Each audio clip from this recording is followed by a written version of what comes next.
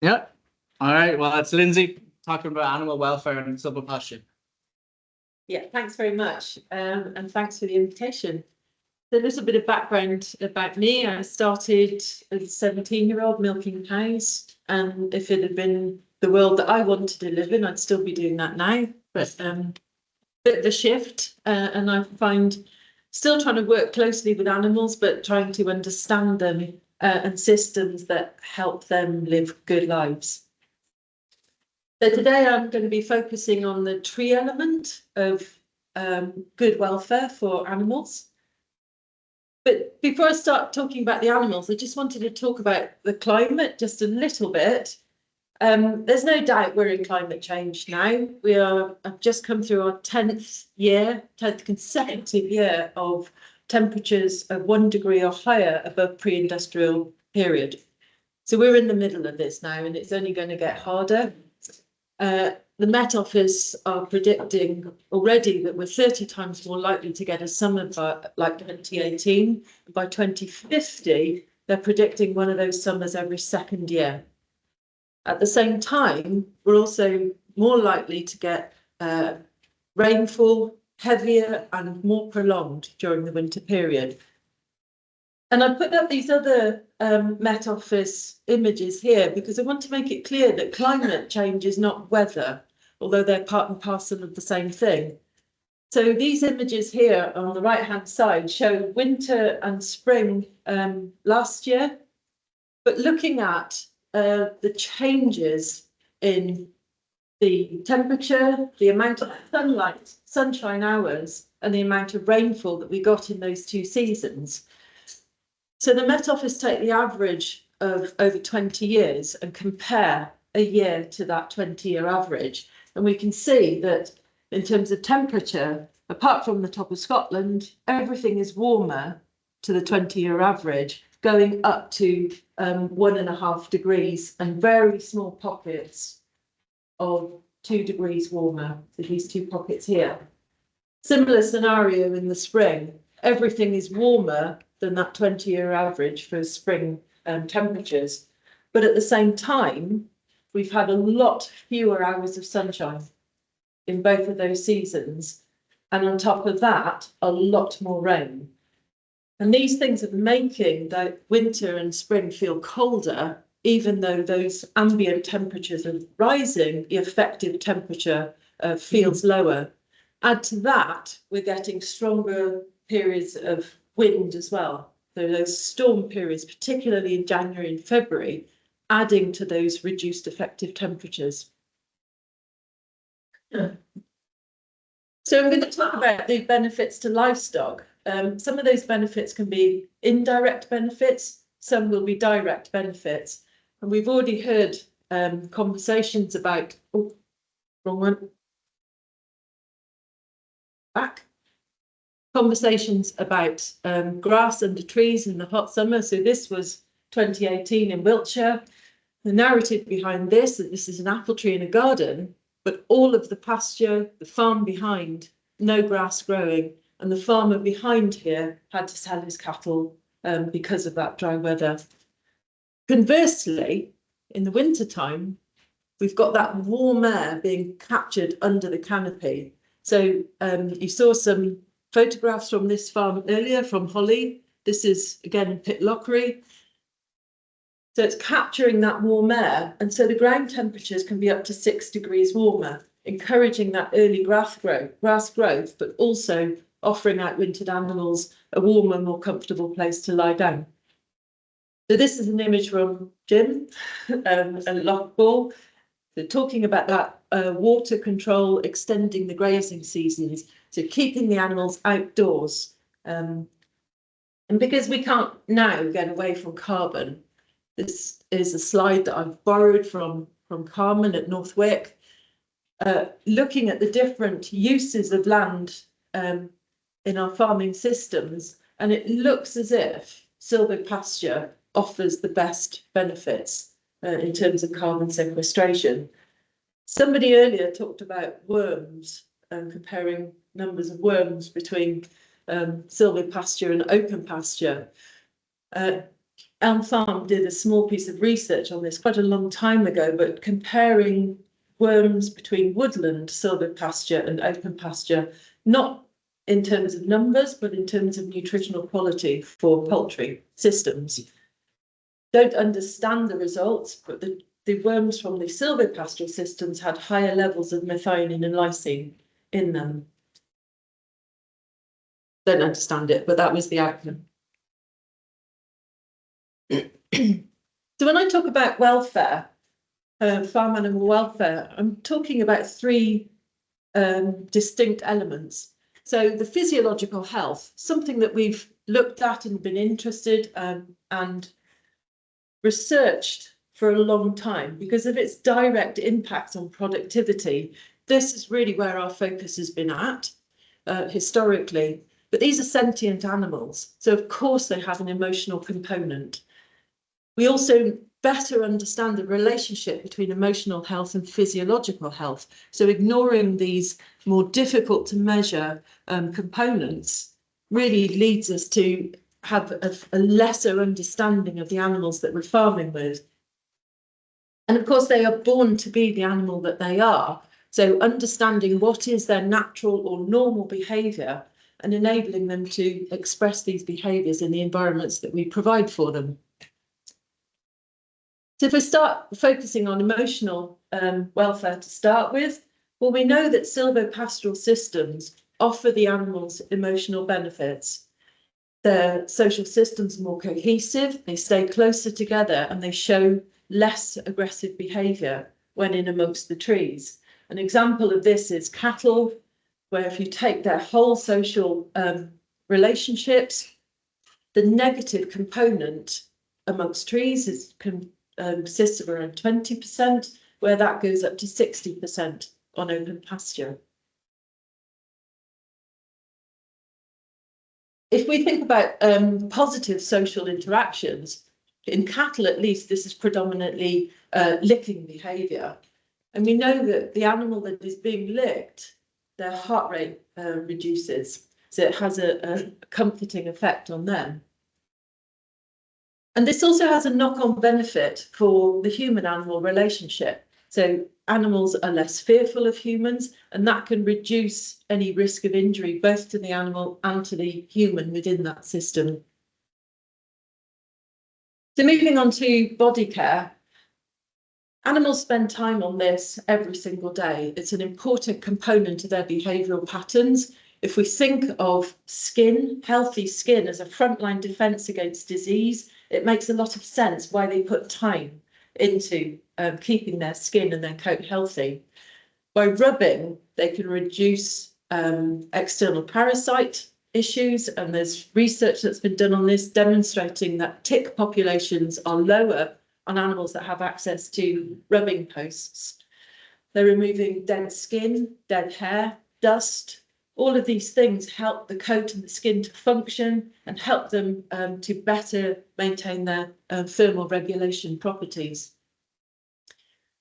And also note that when an animal is rubbing, their heart rate goes down in a similar way to when they're being licked by a fellow animal in their herd or flock. So I put this slide up really to show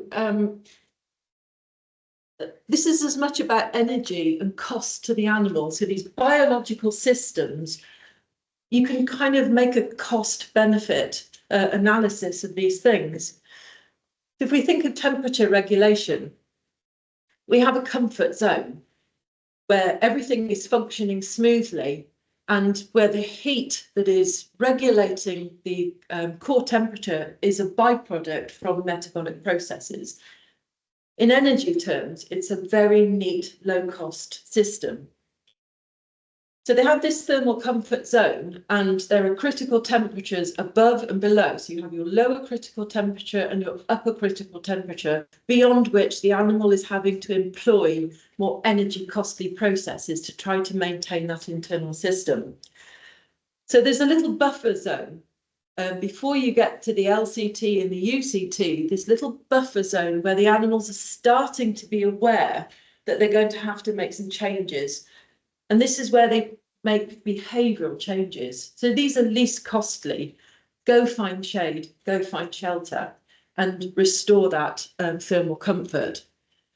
If they're unable to do that, either because it's a weather event that takes them well beyond the current landscape's capabilities, or because that landscape is denuded of those things that enable the animal to do this, then they start to employ those different behaviours. So, for example, if it's cold, they will up their food production to increase that metabolic heat. And conversely, if it's too hot, they will stop eating to reduce that metabolic heat load and try to contain their internal temperatures that way. So if we think about cold stress first, most of the work done on this has been done on sheep and lambs at the beginning of life, because this is where, in productivity terms, it's one of the critical points. So newborn animals have got very little energy reserves to be able to generate heat. And a lamb can lose up to 10 degrees of its body heat in the first half hour of life. So if you've got a ewe with multiple lambs or singles being born in the very cold weather, then the landscape itself becomes a critical part of enabling that animal to survive and the ewe to do her job to get that lamb up and standing and suckling. So we know that starvation and hypothermia combined causes around about 30% of lamb deaths. So getting shelter into that landscape can reduce that mortality by around 30%. So the focus has been mostly on juveniles in terms of cold stress, but of course all animals experience cold stress. And I put this image up. This is not the UK, by the way, this is Nebraska. And I don't know, everyone at the back, you can just about see the ear tag of the cow and the muzzle here. Hopefully we won't see this kind of poor welfare in the UK, at least not in modern weather conditions. However, in 2018, while we were hit with that hot summer, we were also hit with two really big storms. So the Beast from the East and Storm Emma combined caused 500,000 animals to die in the UK.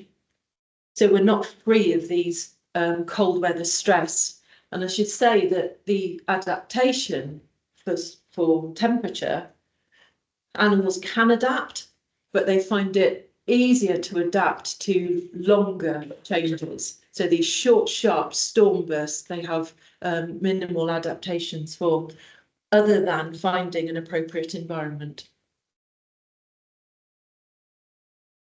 So, of course, we talked about ewes and lambs, but trees and other elements become a critical part of normal behaviour patterns when we're talking about hider species. So a cow is a classic hider animal and will look for undergrowth or trees and shrubs in which to hide their calves. I know you can't see the calf here because it's behind the tree in between the hedge and the oak tree there. And pigs. This is sadly not my photograph. It's wonderful, but you can see the snout of the sow who's created this nest. Look at what she can do when she's given the opportunity and the materials. She'll dig a pit, line it with dried grass, and then make this nest of branches over it. Maybe not the easiest way to manage pigs, but this is what the pig will do when she's left to do her thing. And at least in organic farming, this natural behaviour, this innate need to show this behaviour is respected, so that all sows must be given materials with which to build a nest. It might only be straw, but she is very strongly programmed to perform this behaviour pattern. So you've seen this example here. This again is up in Pitlochry. It's Andrew Barber's farm.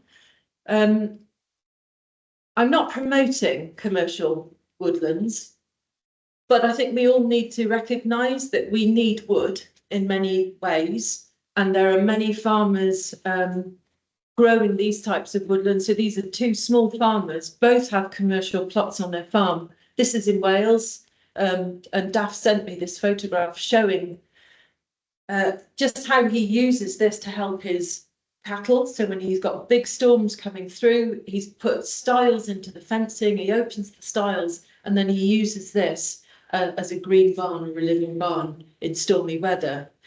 Similarly, Andrew, with this, his uncle planted these trees and they were meant to be harvested. So when we talk about right tree, right place, actually the whole point of these trees has shifted with a shift in ownership as well. Andrew recognised the value that these trees have for his ewes and his cattle, and they are now a fixed component in his system and well used by the stock.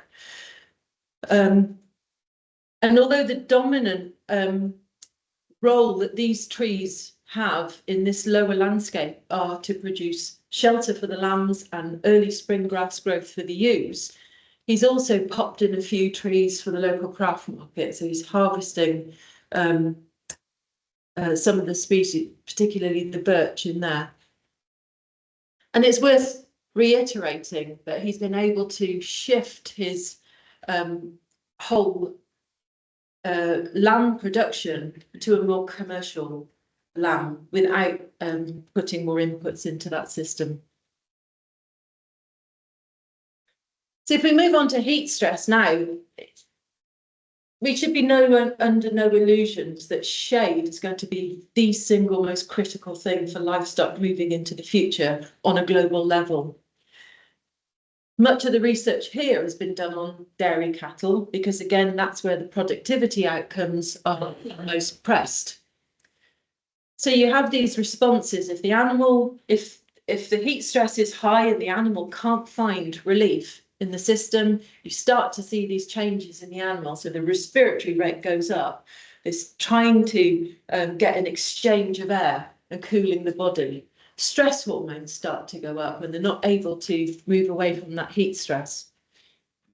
We should say that with mild heat stress, we can all recover, including the animals, but this is typically at night time. And the climate scientists are predicting that this nighttime cooling is going to be one of the things that we're going to lose as the climate warms up. We don't yet know what this low level but additive heat stress outcomes are going to be. So as this heat stress starts to build, as I said earlier, you get a reduction in feed intake, so trying to stop adding to that metabolic heat load. Of course, that impacts the rumen, the microbes are disturbed, you start getting metabolic disorders. And with the stopping of eating, you also get a redirection of blood from the gut. So moving 50% of the blood that services the gut out to the skin, helping to reduce that internal heat.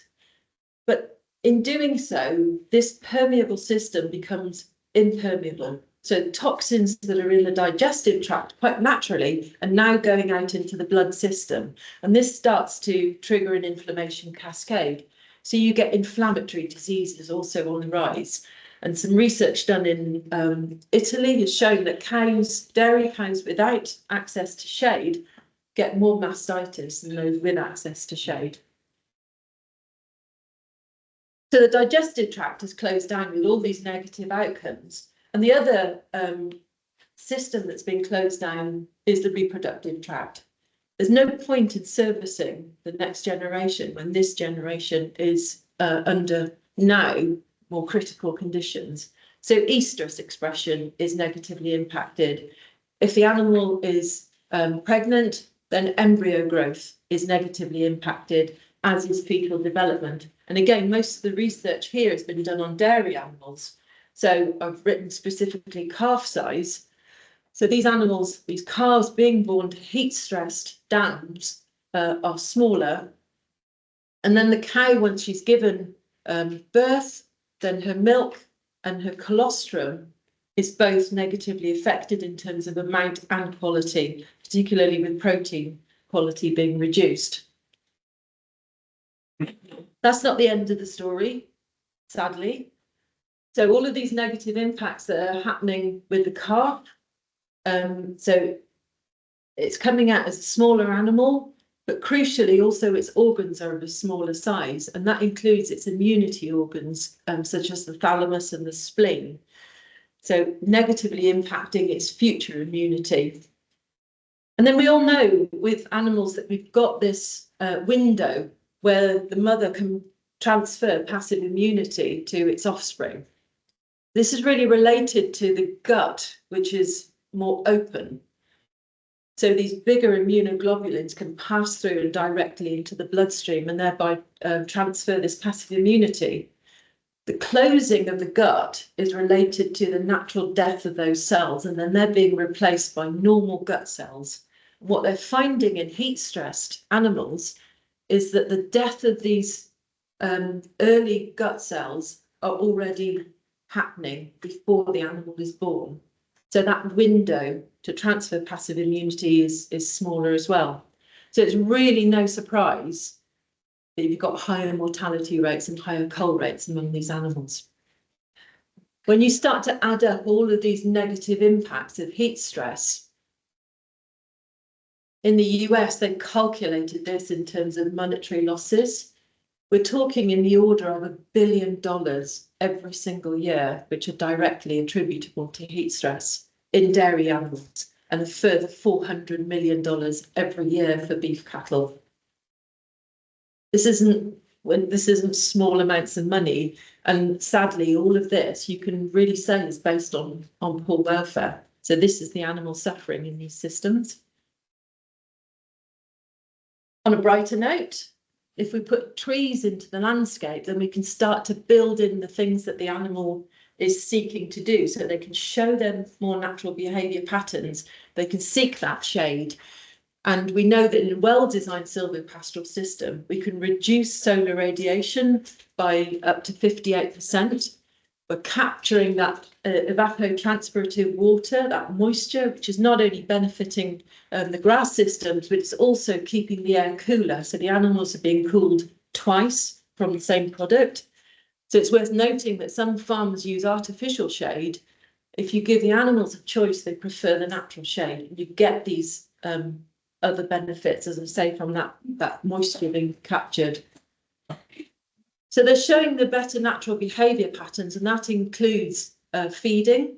So work done in Texas looking at animals in feedlots show that animals with shade finish 3 weeks earlier than animals with no shade. So it can have a meaningful impact on productivity. And of course, if you've got more trees in the landscape, you're less likely to get this type of camping behaviour, this overuse of certain areas in the landscape, which means you also get a better distribution of nutrients across that landscape. So if we think about trees as a fodder, I'm going to say supplement. I don't think anybody's looking for trees to replace grass, but they have a meaningful part in an animal's diet. It's a natural part of their diet. All of the animals that we farm are browsers from the chicken upwards. And this is a piece of work that was done by the Woodland Grazing Toolbox in Scotland. And they looked at the composition of an animal's annual diet. So in cattle, of the total for the year, around 12% will consist of browse. For sheep, that'll be 20%, and for goats, it's around 60%.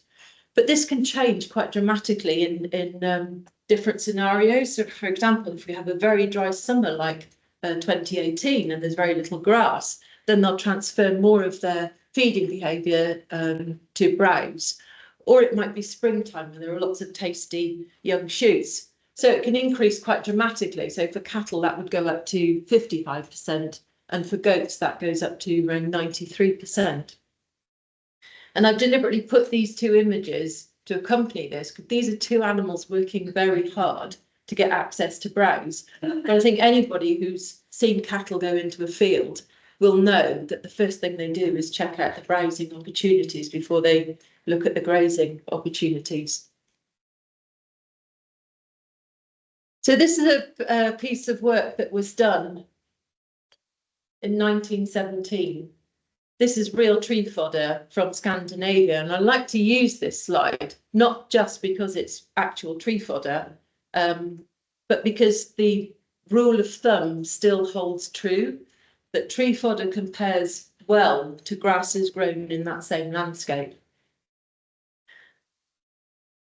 I'm going to come on to the species. Please, I'm not going to say disregard the species, but please note that not all of these species are particularly palatable to the animals themselves, but it's what they had in that landscape and were able to use and supplement. So, for example, the alder, not a particularly palatable tree for the animals. That's not to say they don't browse it, but they won't necessarily choose to browse it. So this is a more up-to-date piece of work that was published in 2021, where we looked at nutritional content from 3 different species of trees over 3 different sites and across 2 different seasons. And here, particularly focused on the needs of growing lambs. So this is a 40 kilo lamb requirements for protein, 20 kilo lamb, and here for metabolizable energy down here. So you can see all 3 species, the oak, the goat willow and the alder, are all providing a very good supplement for these lambs. A slightly different piece of work that was done a bit earlier, this in 2016, was looking at not just the content of crude protein, but looking at how much of that was available to the animal. Again, comparing to grasses. So we've got Lucerne ryegrass here. A lot of these compare very well to the grasses, but the standout, absolutely the standout here is mulberry. So it not only has a high level of crude protein, but a lot of that is available to the animal. So if you can grow mulberry, you've got a very good source of protein, and some farmers in France are able to do just this. They grow well and you get a very, very good crop from them. But above the nutritional content, we've also got these plant secondary metabolites, which includes condensed tannins. And we're recognizing more and more what this means. So condensed tannins are an anti-nutritional factor, crudely put, but we're now recognizing that a certain amount of this in the diet has very good beneficial effects, particularly on protein quality. So the tannins are effectively, if you think of them as sticky, holding on to the protein molecules, and they're preventing them from being digested in the rumen. But when they get to the more acidic agamosum, that bond is breaking. So they're effectively delivering high quality rumen bypass protein. The challenge is to keep it low enough to stop those negative effects from the anti-nutritional factors, so they're not actually becoming sick by eating too much of this. At the same time, we understand, as Jim said, it's having a positive impact on methane emissions, and it's also having a positive impact on nitrous oxide emissions. And just 200 grams of willow in a lamb's diet can reduce the amount of nitrous oxide found in urine, so in its most volatile form. So in the same piece of work that we did with the 3 different species across 3 different sites, we also looked at mineral content. And I think that's as important as the trees are for nutritional supplement. I think this is really where their resilience is really demonstrated on farm. So we bring in a lot of minerals on farm, and many of these are from finite resources. And yet, if we look at the trees in the landscape, we can see that they are able to deliver those minerals that the animals need, and in a recycled form. So we've got 4 examples here. Oh, I keep pressing the wrong one. Sorry. 4 examples here. So this particular piece of research was looking at cobalt. So when lambs are being weaned and cobalt is going down in the pasture at the same time, where do they get their cobalt from? Well, site 1 was quite good in cobalt from all the different species, but here, goat willow is the outstanding species of the 3.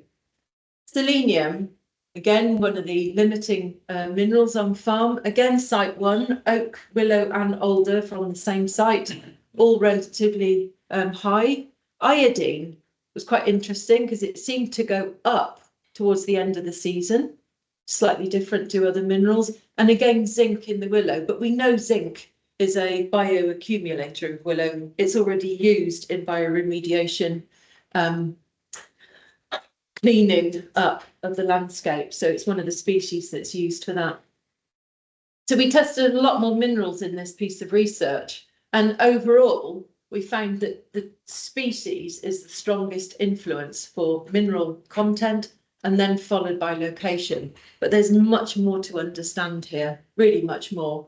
And it also appears that harvest time for minerals overall is less important than for protein, which is highest in the earlier part of the year. So following on from this with the minerals, this is a piece of research that was done prior to that piece, but this was looking at the stability of minerals in tree fodder over time. So this study, tree fodder was harvested in the July and analysed at that point, and then it was stored until the following March, analysed again, and then fed to store cattle. What we found here was that in the stored samples, the mineral content was higher. So that means that other things might have been breaking down over time, but the minerals were stable and then represented a higher component of that overall sample. I find that quite exciting. It means that not only do you have these potentials on farm, but they're a stable source that you can store over time and maybe add to diets at a later date. So I've highlighted these 2 points here. So this is goat willow. I recognise I'm talking a lot about willow in general, but that's largely because a lot of research has been done on willow. But of course, diversity in the landscape is also important for many reasons. But anyway, we're talking about willow again here, and I've pointed out the phosphorus and the calcium in the fresh goat willow.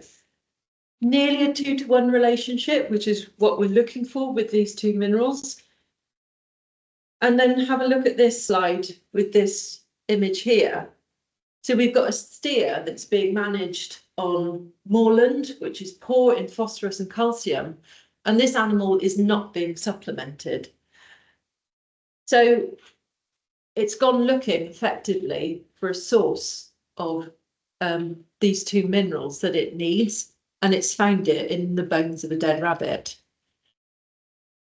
This is abnormal behaviour, of course it is, but what it does demonstrate is that the animal has an awareness of its nutritional state, and it has the capacity to go looking to redress that nutritional imbalance. Here it's had to resort to an abnormal behaviour, but I would just posit that a little bit of goat willow in this landscape might be a kinder way of allowing this animal to maintain its health. So this slide didn't. This slide really denotes all these plant secondary metabolites. So beyond the protein and the carbohydrates, this is all the other components in a plant that can help an animal in terms of its health and welfare. So we've addressed redressing imbalances in nutrition, but there's also, we go back to the condensed tannin. So this cow grazing here represents condensed tannins again, but in terms of parasite control. So we know that these condensed tannins have a similar effect, so they're sticking to the infective stage of larvae, so the L3 stage, they're sticking onto them, and this inhibits them from maturing. So many of the L3 stage are not maturing, and those that do become mature, so reaching that L4 stage, they're smaller. And in these parasites, size matters, so that determines the number of eggs that they're producing for the following generation. So it's having a positive impact on the current load and a positive impact on the future load of these animals in these systems. So we know that chemicals are much more effective. So chemical treatments for parasites are around 90% effective. But typically we only treat when it's too late, when the animal has a burden and we know that there are issues with resilience, big issues with resilience. Throughout history, the evolutionary history of the relationship with animals and plants, there is no evidence that the parasites have been able to develop any resistance to tannins. So even though it's less effective than the chemicals, if they are present in the landscape, the animals can treat earlier and we can maintain a system where resilience doesn't become an issue. So the final picture represents salicin. So I should say salicin is present in all plants. It has a lot of roles to play in all plants, but it's become synonymous with a few plants because it's in higher levels and we've traditionally used them ourselves. So salicin is the precursor of salicylic acid, which we know as aspirin. We use it as a painkiller, but it has many other properties: antifungal, antimicrobial, anti-inflammatory, and it's now being, in humans, it's now being looked at for its role in stopping cancer spreading in cancer patients. So some trials now on animals are demonstrating that when cancer is present in the body, its spreading can be inhibited by aspirin. So a piece of research that was done on sheep, where they were offered lots of different willow species. So willow is probably the tree that we talk about most when we talk about salicin. These sheep were offered different willow species with differing levels of salicin, and they would just watch to see what they did. And all of the sheep went for the high level salicin. We don't know why, we don't know their health status, but we can, it demonstrates at least that they know and they can tell the difference.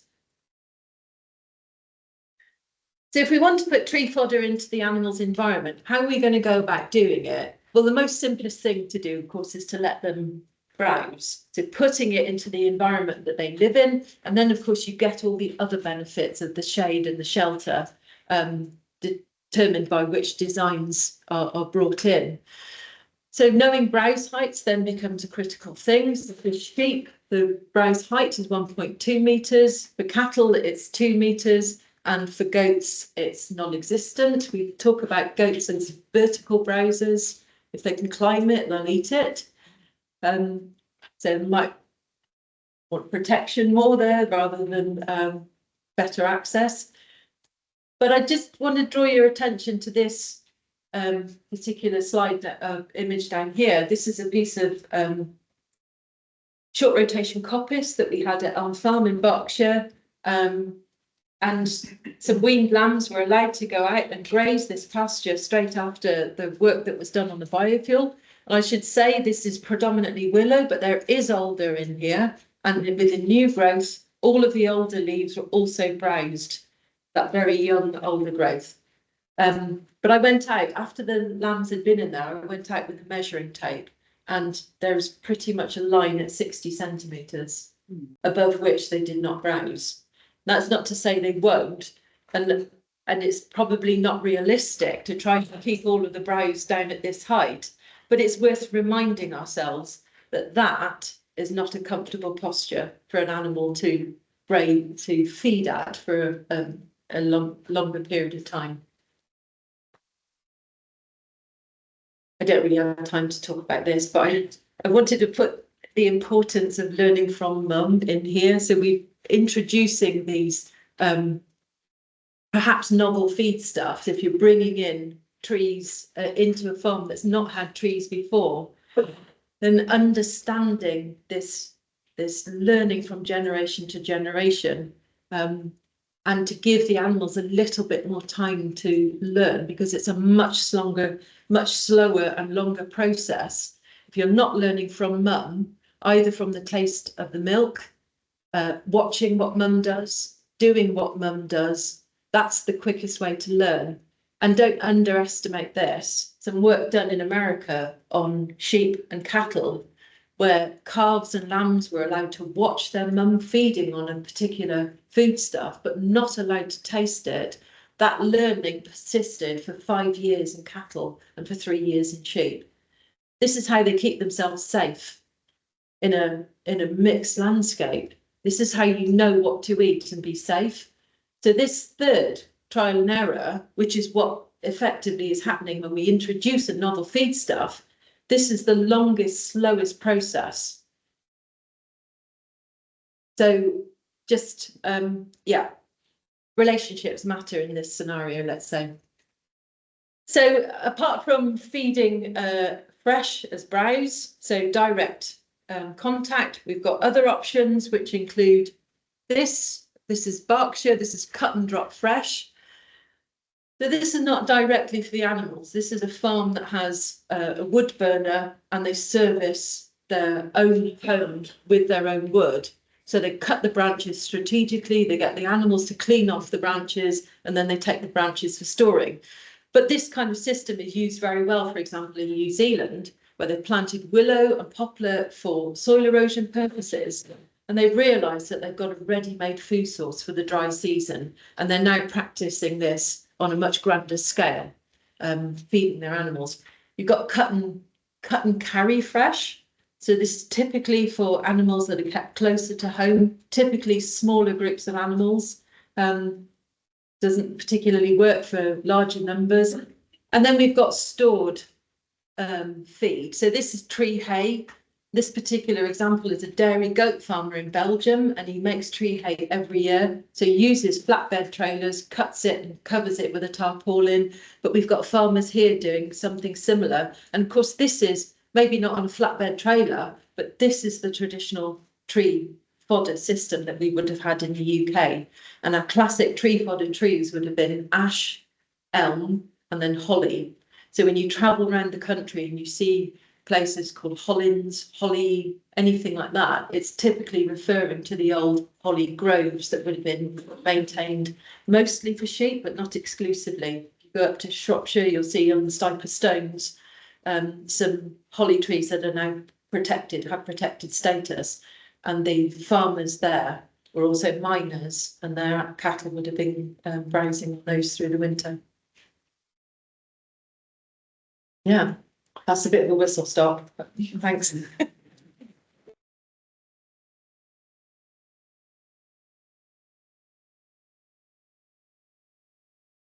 Right, we have time for maybe 1 or 2 questions. Does anybody have a question? Andy in the back.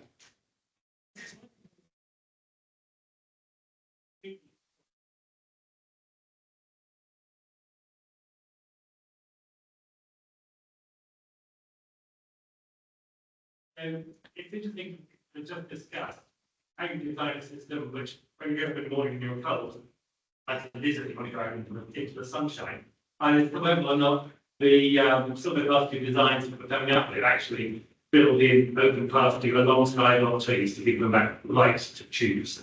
So, Jim, is it possible, one thing Lindsay is, what are your thoughts on the percentage of open pasture to shade, and 2, is that something which will be designed into our system?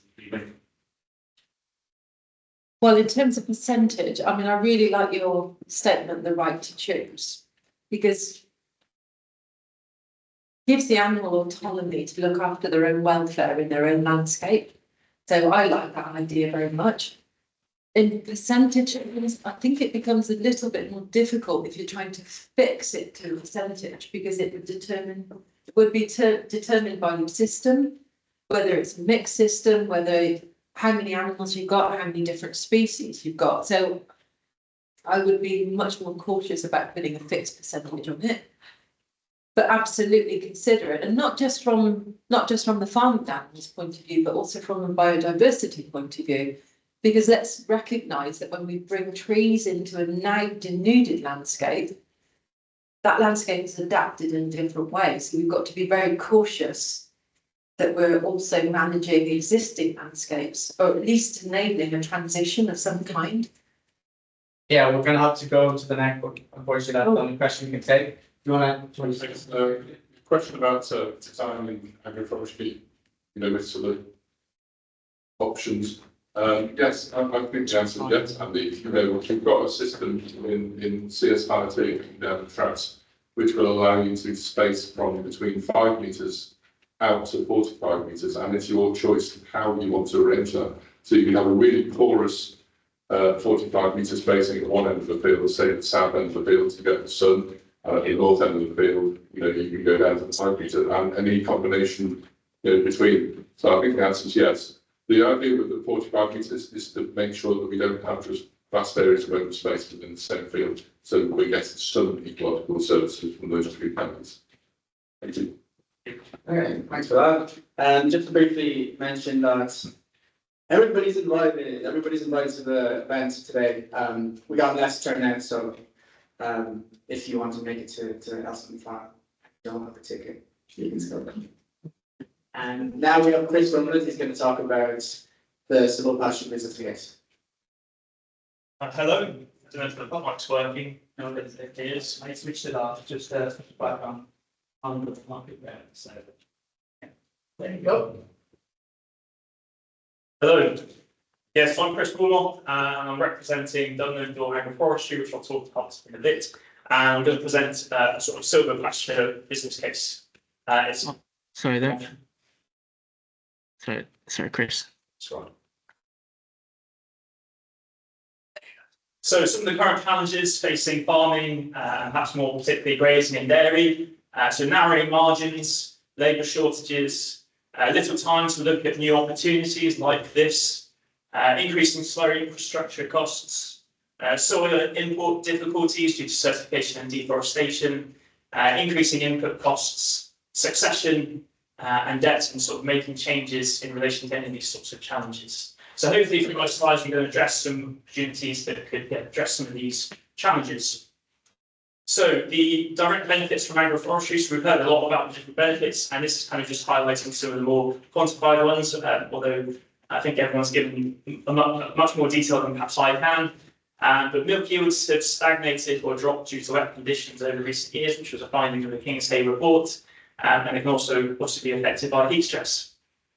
Agroforestry will stabilise weather and soil conditions, enabling the grazing season to be extended and milk yields to be improved. The AFBI Research Centre in Ireland have found that their grazing season is extended by 17 weeks through agroforestry. Another direct benefit is older trees, which can fix nitrogen into the soil. So each tree fixes between 0.04 and 0.14 kilograms of nitrogen annually. So in a low density system with 130 trees with a 30% tree cover of older trees, that would be 1.56 to 5.63 kilograms of nitrogen per hectare per year. And in a high density system at 400 trees per hectare, that would be 4.8 to 16.8 kilograms per hectare per year. The good thing about alder is that it can be pollarded or pruned to reduce the impact on light. So the top right image, for example, the side branches can be removed to let more light into the understory. So I'm going to talk about some different aspects of farming that in combination with agroforestry could improve gross margin, reduce inputs, and reduce costs. So I think a big one would be bale grazing in terms of you're extending the grazing period with the agroforestry, and the bale grazing combination will allow the overwintering of the cattle more easily. So for example, organic tent farmer Silas Headley Lawrence manages a herd of around 300 cattle in heavy clay floodplains just outside Oxford. He has been bale grazing his cattle for 4 years. He reports a reduction in costs of around 2/3 per head using this approach, with a spend of around £1 per animal per day, compared to the national average of £2.40 per head for housing cattle at the time. He uses a log grazing system with tall grass grazing in the warm months and bale grazing in the winter. So through adding agroforestry, cattle can be grazed for longer outdoors, reducing the costs further. So I'm going to talk about some different aspects which, in combination with this, could create a much higher gross margin sort of system. So by introducing herbal lays, model grazing, native breeds, especially for the overwintering of cattle element. So the pictured here are red foals, which are both dairy and beef animals, so you're getting essentially 2 crops from one. And another element is perhaps mobile milking. So with a mod grazing system, being able to milk as you're moving around the field. And certainly the system I'm going to propose with, well, kind of this system is that you can get better gross margins, and so to that effect, you perhaps don't need to farm as many cows, and you could get away with smaller mobile milking kits and still make the same sort of profit. And to that aim, you could reduce down to using just a quad bike to move this equipment around, reduce the amount of carbon and machinery costs and repair costs, fuel, etc. But these are just possibilities that in combination could help improve business. And to that effect, in terms of marketability, going pasture for life, sort of 100% grass fed, and I am aware of dairies that are doing this using these techniques. Equally going organic and things like that. But the main thing really to get the best out of the gross margin is to make cheese, and ideally hard cheeses which have longer shelf lives and reduce refrigeration costs. So on that point, so the effect this has on dairy economics, perhaps more particularly, so I've surveyed 4 conventional dairy farmers and I found that the annual gross margin per cow was anywhere between 114 and 1,662 pounds per cow per year, and that's taking into account the revenue minus all the costs except for labour. So in comparison, I've talked to some farmers that are doing this kind of system, this low input, low yield, high value system. The gross margin goes up to 1,263 to 3,820 pounds per cow per year. And this is kind of based on roughly 0.6 to £1.20 cost per litre, 2,500 to 5,000 litres per cow per year, and a stocking rate anywhere between 0.13 and 1.65 per hectare. And towards the end of that, the 1.65 is very similar to what the conventional dairy farms were suggesting they use. On top of this, you can also get 2,000 per head for the beef, where you've got that dual use cow. The benefit of this is, no or very little slurry movement or infrastructure, reduced feed and shed costs, and pretty much no fertiliser costs. So this system can be enhanced by introducing a rotation of sheep following the cows, which could also be milked, and a rotation of chickens following that, or whatever. And the feed of the chickens could be supplemented using black soldier fly larvae, which could be grown simply on farm using biomass that's readily available, such as manure, grass, and things like that. That could also be used as a way to supplement the feed of the animals as an alternative to soya, if not operating a 100% grass-fed system. But the chickens are pretty key, probably, for organic systems and 100% grass-fed systems, because it really adds to the fertilisation. So between the fertilisation of the trees for the alders and the chickens and what's in the sward, it is a productive system. I won't go into too much of this, but this is based on the cattle grants that are available for guards, for fencing and things like that. So the top right-hand side is a diagram of 2 sweet chestnut stakes, a 1.8 metre deer fence with barbed wire wrapped around it and some rubber on top. And the material costs are £109 per guard, and the grant is £132 per guard, leaving about £22 sort of profit, which can be put to the labour time. And if you think, take an hour, say, to plant a tree and put the fence around it, then that sounds about right. So per hectare, that's about 14 grand in a low density system with 130 trees, and sort of leaving sort of a gross margin of about £2,900 per hectare. So hopefully the slides will be shown with you, so I don't expect you to read all of this, but this is kind of looking at the economics of the trees. So in this system, this is 130 trees. We've got 20% bit being put to black walnut, about 30% going to alder, about 25% to cob nuts, and about 15% to sweet chestnut. And what this produces, in 5 years' time, the revenue would be about 16 grand per hectare, going up to about 40 grand per hectare in 12 years' time. The cost of the trees is about 2 grand, and the grant is about £1,800.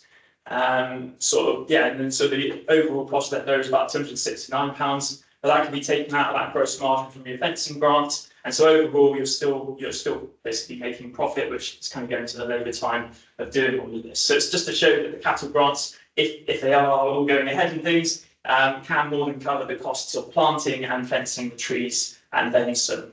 Also on the end there is sort of maximum sort of annual losses of 50%. That's if you're doing something really badly, but that would perhaps cost £300 per year in terms of perhaps replacing trees in those early years. But hopefully you won't actually need that cost.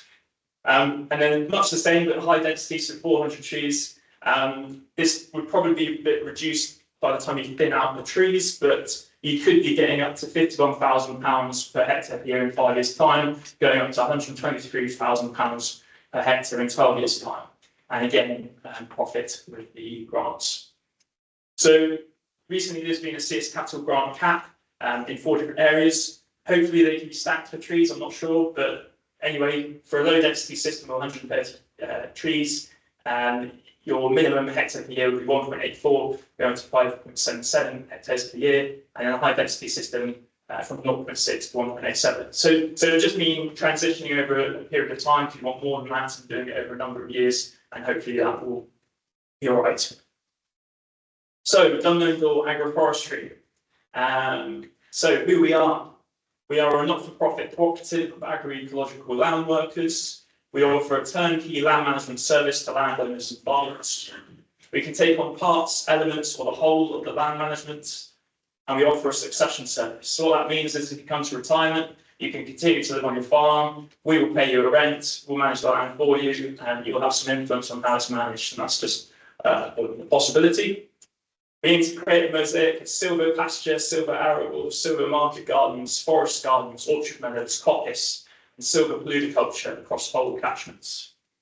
Through the elms, we will enable, or hopefully we will enable landowners and farmers to access premium payments with no additional work, and this would form our rent. So loosely, we would do the paperwork, we'd plant the trees and manage the trees, we'd get most of the produce from the trees, and you'd get most of the payment as a form of rent. By holding the full value chain, we will provide our land workers with a living wage, a pension, holiday, and all the benefits of a career. So if you know of anyone interested, please let me know. And we're also offering free consultancy. So if you want to chat about anything that I'm talking about in this presentation, please talk to us. We would want to help you in making this kind of transition if you're interested in any of these elements. So we're kind of loosely covering West Somerset, North Devon, Mid Devon, East Devon, and parts of South Somerset and Sedgemoor. It's quite loose, but we're trying to cover Exmoor, the Quantocks, and the Blackdown Hills, and kind of space between. So how this could potentially look in terms of different options. So on the top, you do the grazing, we do the agroforestry. So as surveyed from the conventional farms, they're typically getting 39 to 49p a litre. The expected elms could be £820 to £1,500 per hectare per year, and this is based on assessing the soil, 3/4 of it being put to herbal lays, a quarter of it being put to winter bird food, cattle grazing supplement, the 2 values being low or high density, and infill protection of trees. And the dairy economics as surveyed was between £114 to £1,662 per cow gross margin.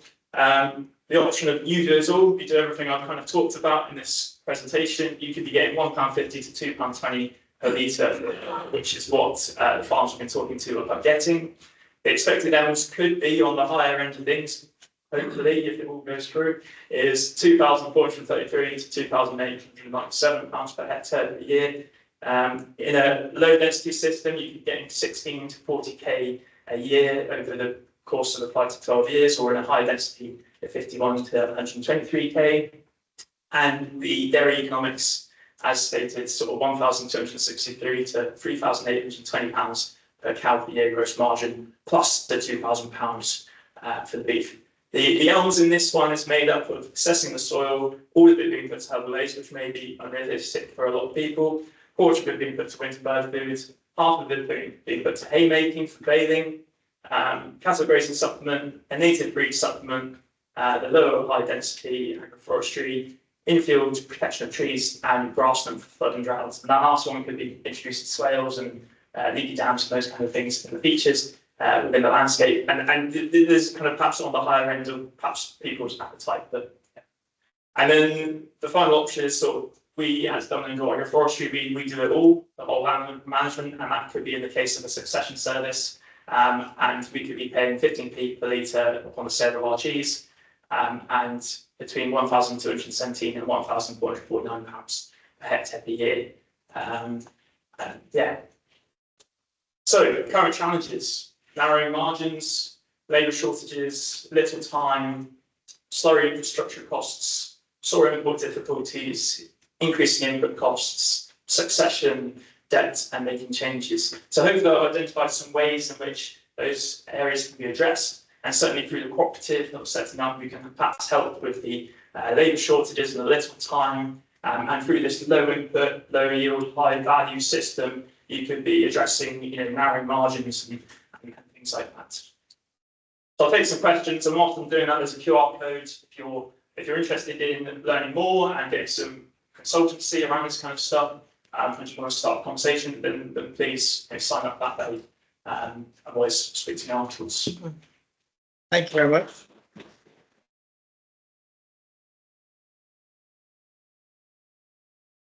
We have 5 minutes until lunch. Hopefully the pasties are ready. Anybody want to put up their hand and take a couple of questions? Lindsay. I've just got one question about, I'm not sure I'm pronouncing it. Dumnondor. No. No. Paludiculture. Oh, fluviculture. So that's wetland creation. So it's creating wetlands. So we're actually working with a farm near Exeter to create hopefully a wetland, perhaps with agroforestry in it. We'll see. But yeah, so and there's ways of making it productive as well. So there's a textile company that will pay £3 a hectare for cattail heads. And potentially the elms, if it all goes ahead, could be getting up towards the £8 a hectare mark, maybe certainly £3 to £8 per hectare mark. So might be able to make the same amount of money that you would out of a vineyard, mainly out of a wetland, which would be quite interesting. So it's flood. Well, you probably wouldn't in that case because you're managing it as a productive landscape. You're getting other crops, but you could manage it in that way if you wanted. So yeah, paludiculture, they're growing textiles in flooded land. Yes, Yeah. So ideally flat ground next to rivers, ideal ground for it. Anybody else? Questions?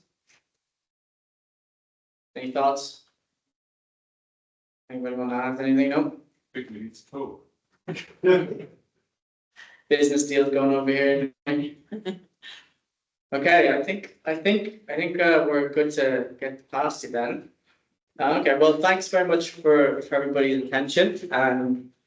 As I said, make sure to put your name on the ticket, tick your name, and so you can make sure to get your documents, the presentation slides that I'll be sending shortly. Enjoy the pasties and have a good day. And for anybody that wants to come to the Elston farm, on the schedule, you'll see the what 3 words, which will give you exact location of where to park, or alternatively just search the EX17 5PB. That is the code. Okay, take care. 17. Yeah, 17. 17. Yeah. 5PB. No. D. Stop that. Once there was fine. People have a deep. I was at the evening, I think, the first night. Where I've seen an OFC dinner. Were you there? No, okay, there's someone else there.